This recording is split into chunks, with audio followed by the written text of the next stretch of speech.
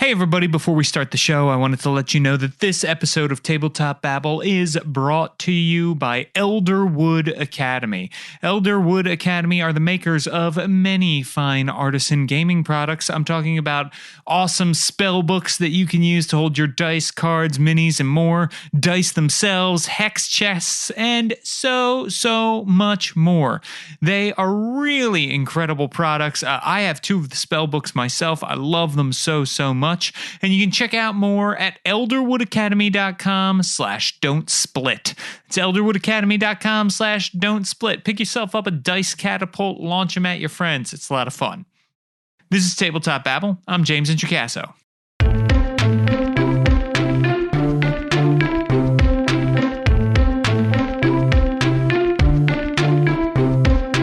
Today on the show, I am talking with Tanya DePass and B. Dave Walters of Into the Motherlands, among many other projects.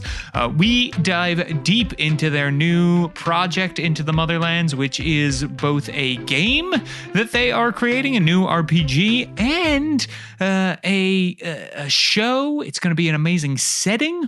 I am going to let them tell you all about it. But these are two of the biggest names in role-playing games right now that are here chatting with me. It was an awesome delight to have them. And so here is my interview with Tanya and Dave. Okay, everybody, now I'm here with two giants in the RPG industry, Tanya and B. Dave. Welcome to Tabletop Babble. It is amazing to have you here.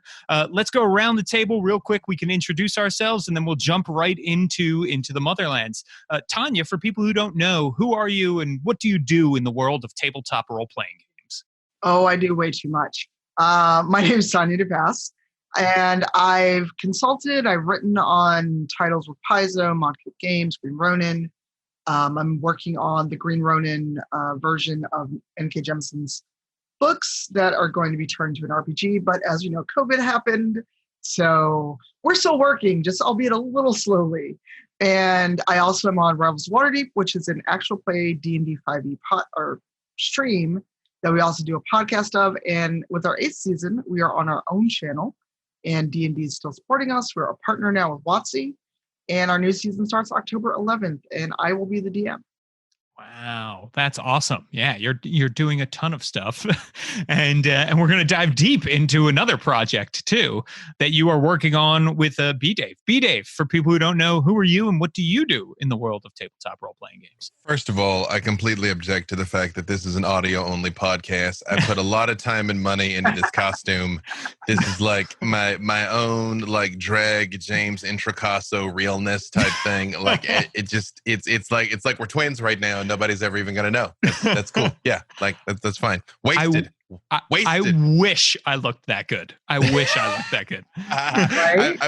meta. I even did the purple hair to like really like put it over the top there, you know.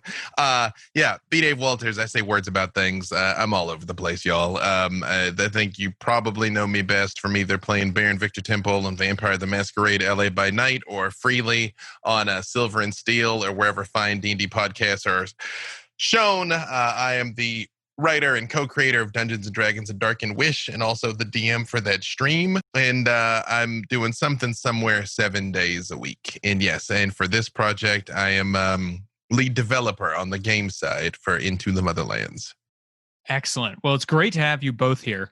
Let's talk a little bit about Into the Motherlands. So I guess let's start with like some context. What is Into the Motherlands? And then we can get into the origin story of it all a little bit. It is both a setting and a stream show.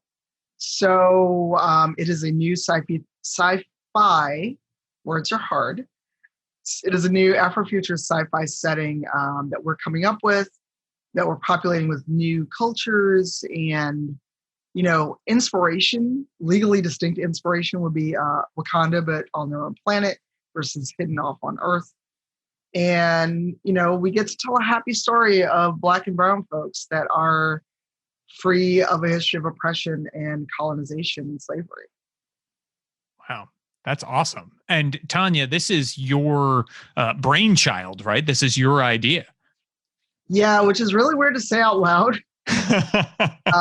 Dave and I have had many late for me chats about this is really weird to be able to not just tell a story of my own, but to tell it in a medium that's Twitch. Because, for those that don't know this, I used to want to be a professional novelist. And, writing is hard work when it's your job, which I've discovered. Streaming is also hard work when it's part of your job. So getting to do that and getting to tell a story and not just go, here's a thing, go out and tell the story with the characters, etc. It's collaborating and building it all together and being like ground up with all these people that I, respect and admire, and it's a dream to work with. So it's just really humbling. Yeah, it's very cool, and you two are awesome, and you've put together this awesome team of people that you are also working with on the game development and on the streaming side of things. And I'm sure we'll hear a lot of them called out kind of as we go through the credits list of this thing. Tanya, you put out an amazing thread the day that this was announced that I think my jaw would have hit the floor if it could have, because every new name, it was like, and this person, and they got this person. And so that was really, really fun. Dave, you're brought in lead developer here on this. What does that mean for people who don't know? Well, the way it worked out practically is Tanya hit me up about participating in it, and we kind of started brainstorming about it.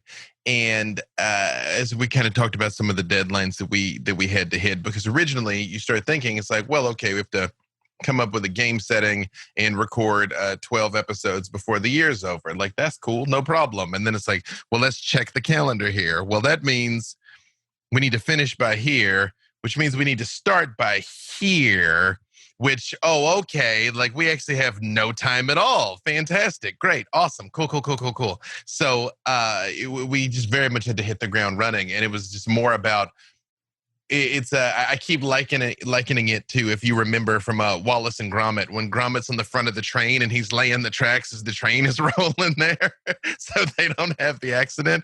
It is very much looking at it is what do we need in place to begin the narrative, and that's kind of informed the approach. Whereas I think a lot of times with storytelling, because it's I'm a storyteller by trade, it is easy to get lost in the mythology, especially because I find when people are creating their own setting, that's the thing they tend to fall in love with. It's like, I have 6,000 years of the history of the gods, and I'm like, guess what? Nobody cares, man. Like, again, for 1,000 generations, the Jedi were the peacekeepers of the old Republic. Done. You know what I mean? Like, that's, and now we're doing something else now. We'll talk about the Jedi some other time. We had to make sure we had the bones of the setting in place. We had to make sure we had the bones of the character classes. We had something that was very fortunate in this that I'd never experienced before, was we were able to go to the players, the people who are actually going to be on the stream, and say, what would you like to play? Because we can put in the infrastructure to make that happen for you. If you're like, I want to be an anthropomorphic crab who is a kleptomaniac, it's like weird, but okay. Okay, yeah, that's how we're gonna make that happen.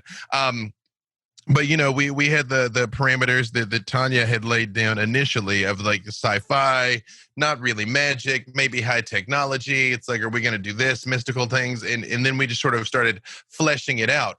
And we very quickly realized we'd need a system. And it was like, well, are we going to try and build something from scratch, or are we going to try and license or use something that exists? Building something from scratch is fun, but also very, very difficult. And then you have to play test and things might not work. So we very quickly partnered with Cortex, and they have just been fantastic. Cam Banks, Adam Bradford, everybody at Cortex have been magnificent to work with and help us build this thing from the ground up. I'll nerd out more about the details of the game there, but building the world and the game and the stream all in parallel has been interesting to say the least. But and I will say, obviously, I can't speak for Tanya, but we took it on, and like my nature is always like, yeah, we'll do it. Don't worry about it. It'll be great. And then everyone has been so pumped about it after the announcement, and it's like, oh, okay, it can't be whack. Great, cool, great. Yeah. Like, yeah, so no pressure. It's fine. No pressure. Not at It's cool. all. None. Yeah. Well, I guess that is true, right? From the other side of this now, it's like, well, now all these eyes are on it because it was like, here's the people working on the game. Here's the people working on the stream, and love them all. And they're going to deliver their best work ever yet to date. And it was... Well, and this came up in a different discussion we're having, but there's also the elephant in the room of, this is all Black and brown people. We're going to be held to a higher standard. We can't start the stream late. We can't, have bad production. The story has to be compelling. Because as we've seen on Twitter and other places, there is a very blatant double standard of assuming that there's inclusion means there's less quality. So I'm like, okay, so I'm just a stubborn asshole. And now that you put this on the table, we're going to prove you wrong. But none of us should have to do that. Agreed. And I think everyone on this team, their work really stands on its own. The credits that people like Eugenio have as far as like his streaming cred goes, right? And Gabe James he's had his fingers in all kinds of game design projects that are huge and high profile. And the list goes on. You two certainly are game developers, authors, creators who have been doing this for years. Like, it is a team of veterans that, frankly, I think could just through game design and through streaming really change the game with the amount of work that is going into this. Not to add more pressure, obviously. Yeah. Hey. Say, I perform like Mike, and pick one, Tyson, Jordan, Jackson, It's wild because you always get the obligatory troll that is just like, oh, you guys are just getting to do this because you're all like Black people, even though not even all of us are Black, but people still say that. And it's like, the depths of your ignorance is astonishing because it's like, if you've never heard any of any of us, you've probably been under a rock. And two, is you said, it's like the things we've done speak for themselves. And I think we have a real chance. And to be clear, the haters, although to a certain extent, haters are always motivators, but our goal is not to be so worried about refuting those people because it's bad faith arguments. Like we could do anything. And a certain people will always complain no matter what.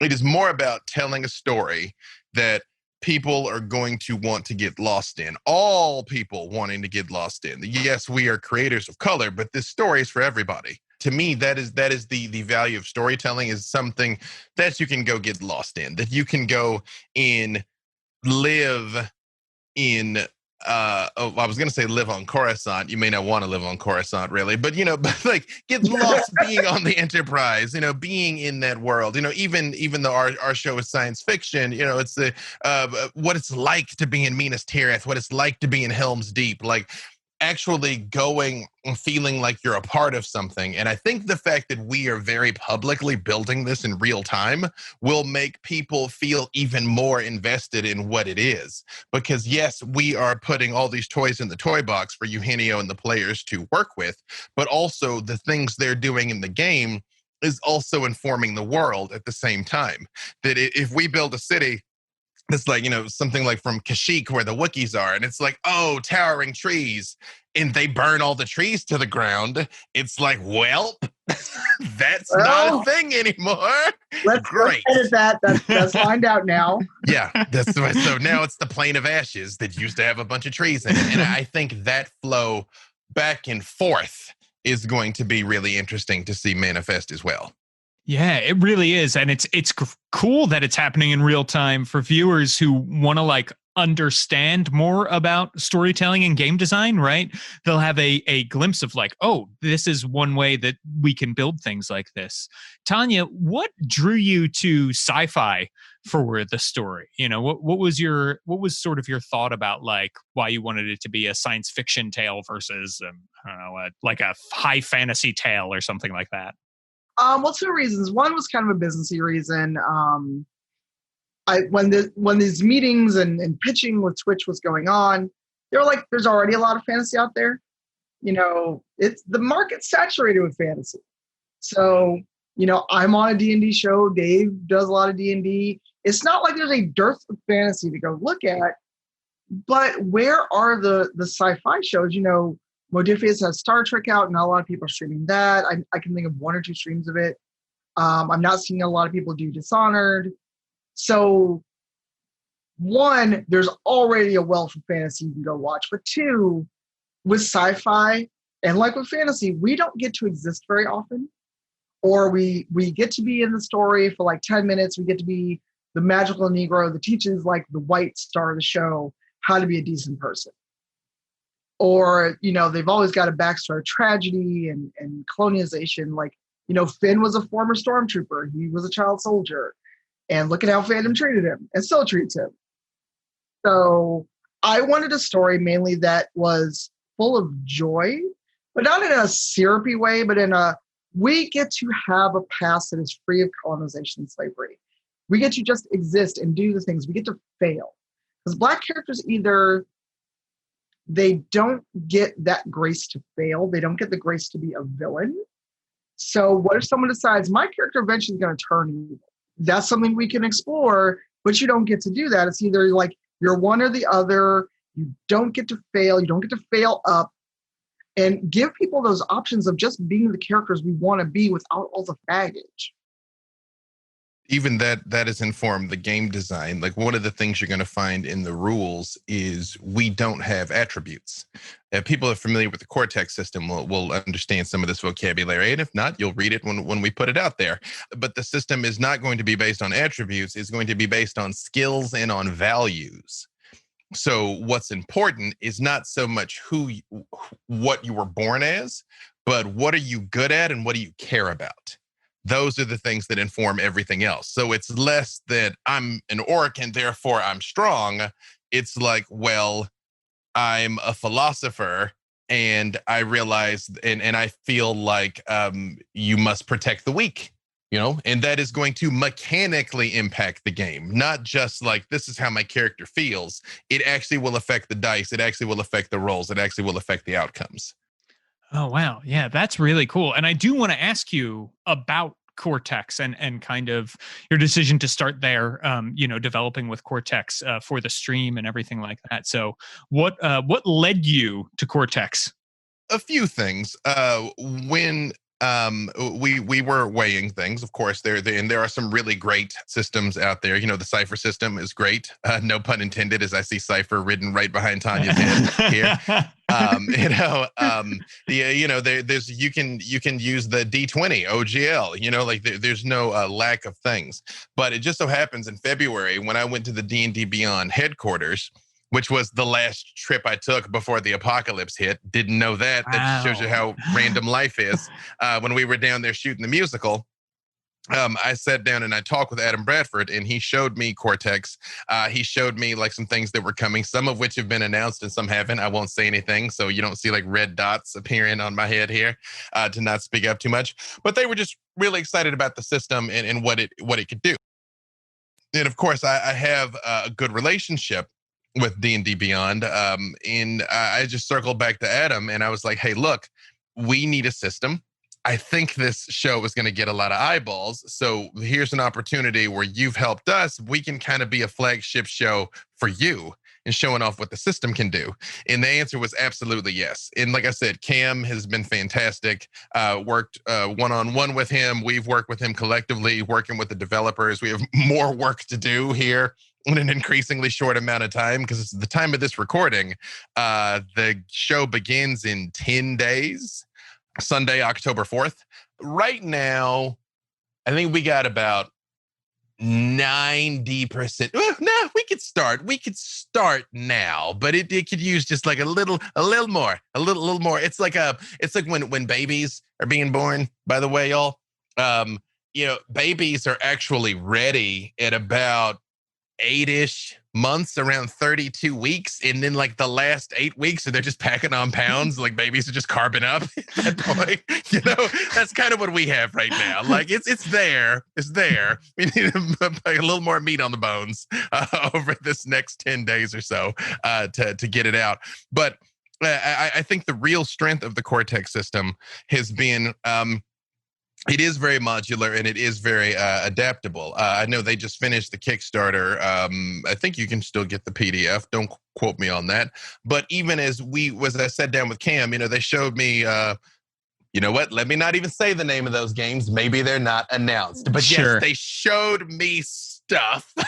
Uh-huh. And I saw very different ways it could be applied to what we're doing here. And at the end of the day, it's a pretty simple system. You have you have a couple of variables they call distinctions that will define your character. And those things have a die assigned to them, a D4, D6, 8, 10, or 12, right? And so we might say, all right, James, your character is a podcaster, So, okay. So I'm going to get up here and I'm going to talk to this group of people. So that's an oration that I'm doing. All right. You got a D8 oration. Okay. We're in my hometown, right? People like me in my hometown. Okay. Add a D6. And I'm incredibly passionate about this. Like I really want people to listen to what I have to say. Okay. Add another D8 and you're going to bribe everybody in the audience, we'll say, there's another D4. You will roll all those dice, take the top 2 best ones, your 2 best results, add that up. That's your number. So that number might be 2, that number might be 32, but that's how it works. And then the DM's going to tell you that is or is not enough. That's basically it. So it's pretty simple. I like that. I like that a lot. As a person who just put out a couple months ago a science fantasy RPG that uses skills with different die sizes, I've talked to Cam about this. I approve of Cortex. And one of the things that I really like about Cortex too is because it is so modular, right? I think it solves one of the big problems of RPGs, which is you have to read another book every time something comes out to understand how to play it, right? And this is like, oh, cool. Now I get to read the book, the fun parts about like what my character can do, what are the new things that I can do with the system, but I don't have to relearn the system from scratch. Yeah, absolutely. And anybody familiar with the prime rules, like the core bones of it, we're playing that game verbatim. We're changing some of the variables, but if you get the game, this should be very familiar to you. Hey, everybody, just wanted to take a quick break to let you know that I created an original science fantasy role-playing game with a team of awesome people. It is called Burn Bright. Bright is spelled Bryte, and it is a game about having hope at the end of existence. It is a game about being space bugs and traveling through the galaxy, saving lives. It is a game that uses a wholly original system that I think you are really going to love, and it was built from the ground up for Roll20. Right now, we're all inside. It is a great way to get a new fix. You can find out more at burnbright.com. Bright is spelled Bryte. Burnbright.com to learn all about the science fantasy role-playing game, Burn Bright. Let's get back to the babble. Tanya, as far as the world goes, is there anything, I don't want to, I know that there's stuff still to be told coming out, but is there anything that like really excites you that you can reveal or has been revealed already about the world that you feel like really proud of, like a detail or anything like that you're happy about? The core conceit, which came out because apparently when B. Dave and I are in the same brain space, we're frightening. He's like, what about this? I'm like, oh, that's dope. Let's do this. And so we within the space of a couple hours, we're like, here it is. Here's our conceit for the game. And here's the world idea. Because we were like, once we had oh boy, time is a thing. We have to do X, Y, and Z in this short time frame.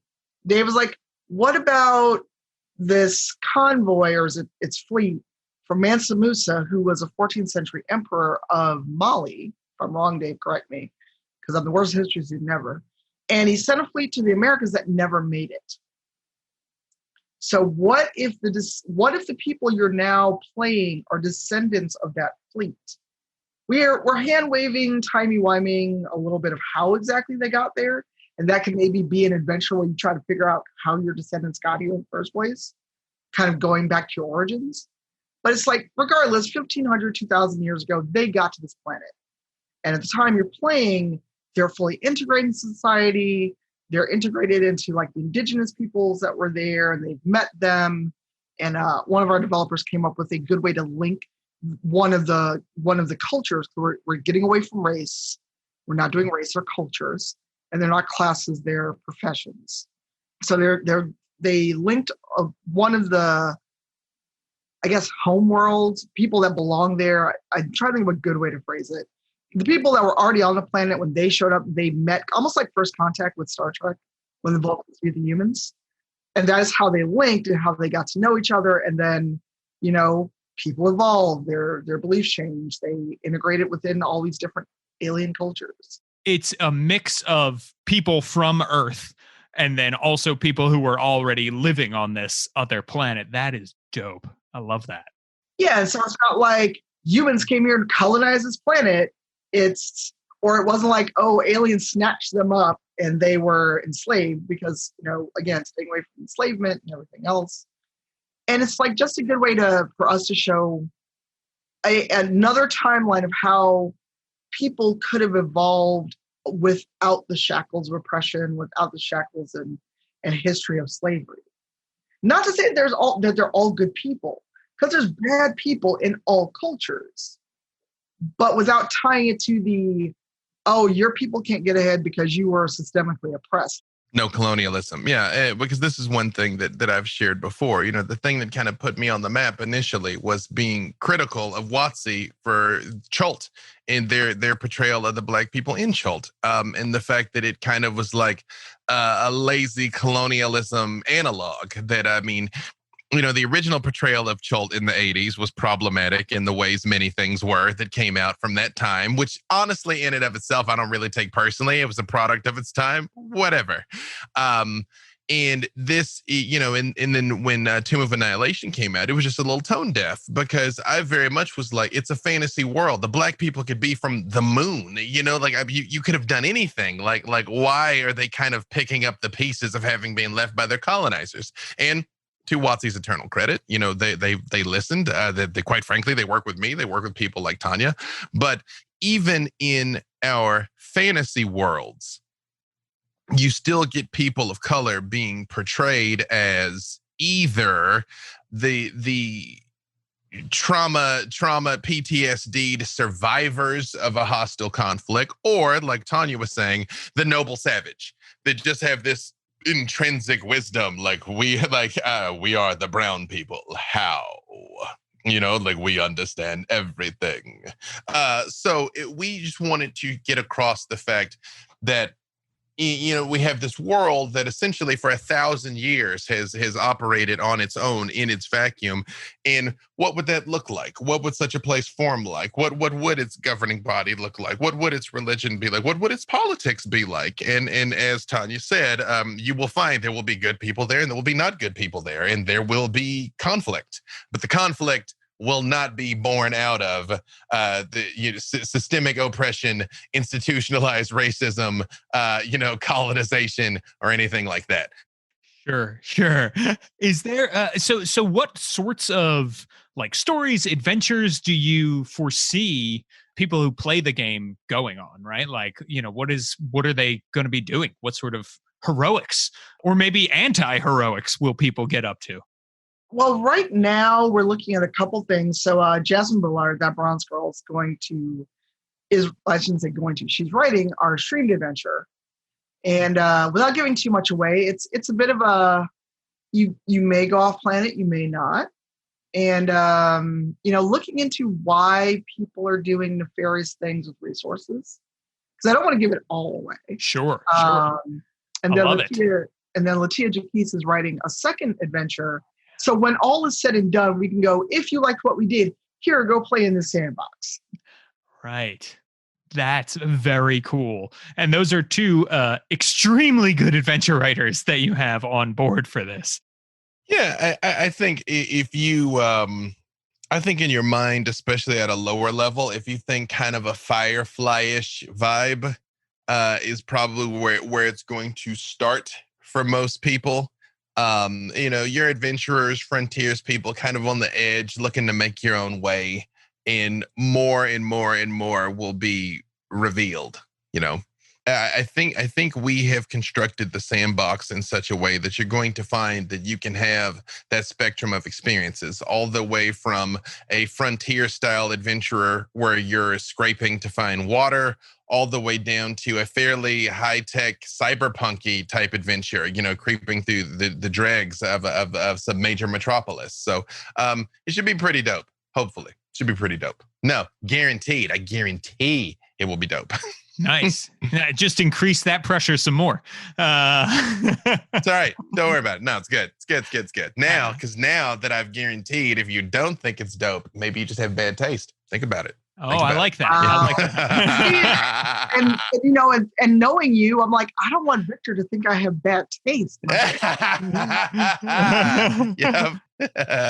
Yeah. It should be exciting. And again, that is one of the joys of the fact that why we're sharing with people that we're kind of creating this in real time.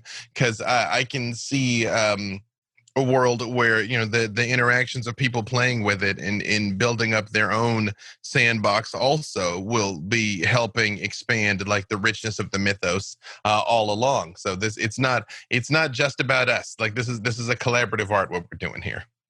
Excellent. That is really great. And I am super enthused about this. I will definitely be watching the stream because I want to know more of the details. And I also think it's just, you've picked the right system for this. It sounds like, right, it's going to be nice and robust. Cortex is nice and robust, so it can take you on all different kinds of adventures, which is really cool. And it sounds like a story that could really only be told by this group of people coming together with all of your experience and also your wonderful creative minds coming together. So I'm really, really excited to witness and be part of that. I mean, hopefully, but we all love D&D. All of us here have we all have vested interests in D&D as well. But we're expressly trying to make something that is not that. Mm-hmm. And as much as I love Spelljammer, and it will always have a special place in my heart, the fact that you're like, it's D&D in space, the goblins are still goblins inexplicably, and the elves are like literally on a flying swan because reasons. It was like, what? Want to have this should feel distinctly palatably different than anything else you've played. Yeah, it sounds like it will be. And I am always excited when a game makes that promise. So I'm excited to check it out. Well, before we go, let's talk about where can people find Into the Motherlands? So starting Sunday, October 4th, over at my Twitch channel, twitch.tv/CypherOfTyr, CYPHEROFTYR, 4 p.m. Pacific, 6 p.m. Central, 7 p.m. Eastern. And really late at night for all of our UK friends, that's midnight for most of them. So go catch the VOD. We will start. Session 0 is going to be a bit of a, here's what this is about, giving more details, and then everyone fleshing out those characters live for folks. And instead of going, okay, we crunched and got our characters, so that way people can get a chance to see what Cortex is about, see how it goes into character creation. Because Eugenio actually did a very nice kind of, here's the things to think about as you're creating a character, here's timeline. So if you're picking this culture, this class, and also who are you? Why are you picking this job? Because again, we keep talking about D&D. There's a lot of, well, I'm a half orc that's a paladin, so therefore I'm just a dumb, strong brute that happens to be really religious, is how people will play that. And they'll feel locked into it versus going, well, I felt called to Paylor, but maybe that's not my gig. So maybe I'm a fallen paladin, or maybe I just like woodworking and I would just want to sit under a tree and make bows the rest of my life. So, and nothing is tied to any one culture. If you're from some cultures, you may be better, but it's not like this one culture can only ever hold this one profession. So it's like, oh, I want to be, and this is something that's in there, an anthropomorphic hyena. And so we're flipping the savagery and the animals, because people think of hyenas and they have a certain mindset. They're the smart ones. They're the scholars, they're the librarians. And so if you're one of these people and you go, but maybe I don't like reading, maybe I don't want to spend my life in a library or whatever. I want to go out and go fight people and brawl. So if you picked something that's tied to being a scholar, you'd have some kind of advantage. But since you're like, nah, I'm gonna go out in the field, I want to go be in the military or whatever, you're not going to get penalized for it either. It's just you decided that's not what I want to do, even though this is something my people have historically done, if that makes sense. Yeah, that's really cool. I love how flexible that is. That's great. Well, part of the whole kerfluffle about all changing like races and attributes and things in D&D, and I've gone on record many times saying this, that any correlation between race and morality is problematic. That's an evil race, that's a good race, because intelligent creatures are capable of free will in doing what they do. Second to that is that all of these people must be smart, or all of them must be strong, or all of them must be sneaky. It's like, no, you just have maybe you have things that obviously if you're born a cheetah, you have a certain capacity for speed. You just do. But that doesn't mean, one, that you have to be the fastest cheetah. Two, it doesn't mean that you have to love to run. So to Tanya's point, that is what we're really trying to get across, that you might be the world's first philosopher cheetah. That, you're like a Buddhist cheetah that only believes in stillness, and that is still a valid character to play. That unless you approach it from that angle, it is very easy to get caught up in the tropes. And we're trying to steer clear of the tropes. We're trying to hit similar notes where a person might be able to be like, I comprehend this is the sneaky, stabby type of character, but not, oh, that's a rogue, Oh, I really want to watch this right now. I would love to let people watch it right now, but time and space and continuum is a thing. Yes. I reject linear time and all the other lives of the before times. Like it's a flat circle. Yeah. Well, if people want to follow each of you personally, where should they go and what should they do? I am same username everywhere, because branding, as my friend would say. CYPHEROFTYR, literally Twitter, Twitch, Instagram. I still have a Tumblr for some reason, although it's probably collecting dust.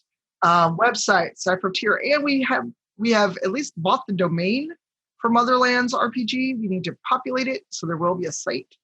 Facebook is the only place we haven't done anything, but there is social media for all the things we're doing with this game. And once we can make some decisions and know what our future is and where people can eventually buy a PDF, etc., believe me, we will not shut up about it.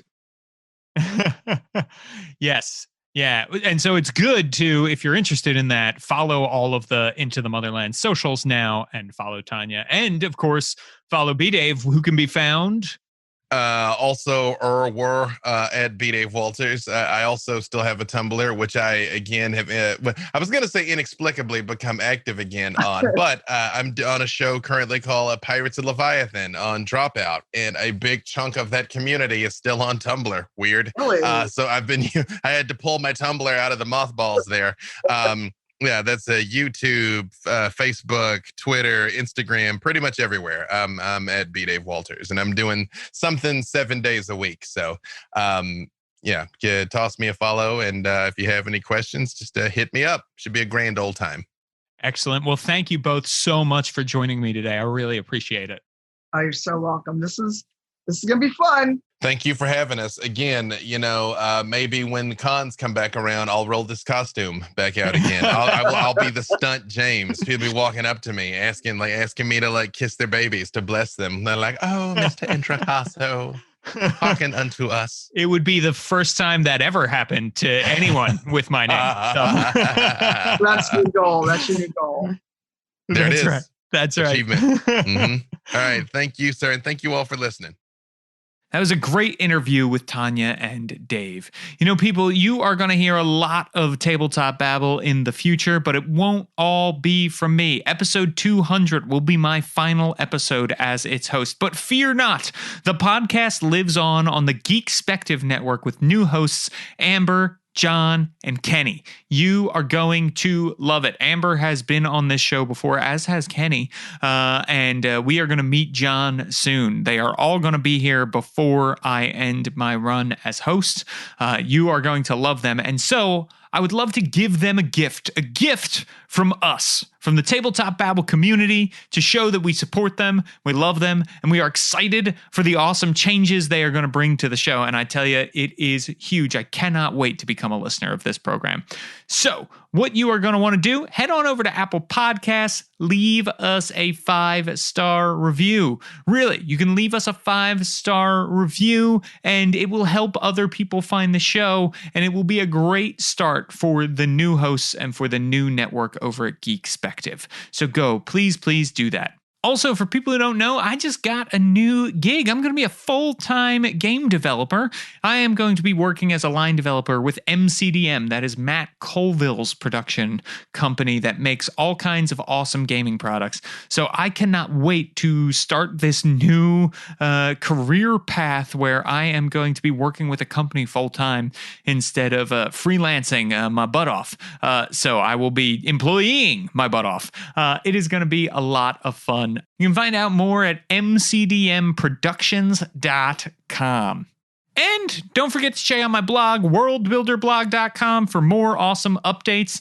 Tabletop Babble is a show on the Don't Split the Podcast network. Thanks to Rudy Basso for founding it with me. This episode was edited by Nate Pauzenga. Our theme music, which you're listening to right now, was provided by Battle Bards. Don't forget, always have fun at the table.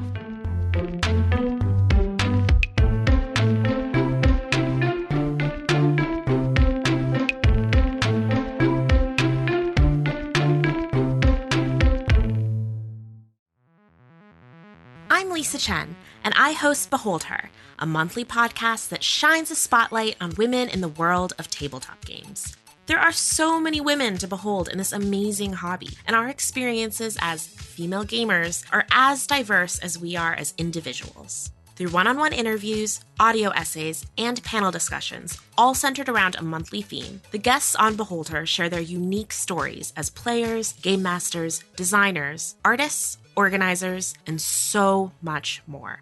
Their words are inspiring, uplifting, and informative. Check out Behold Her Podcast wherever podcasts are found, or visit beholdherpodcast.com.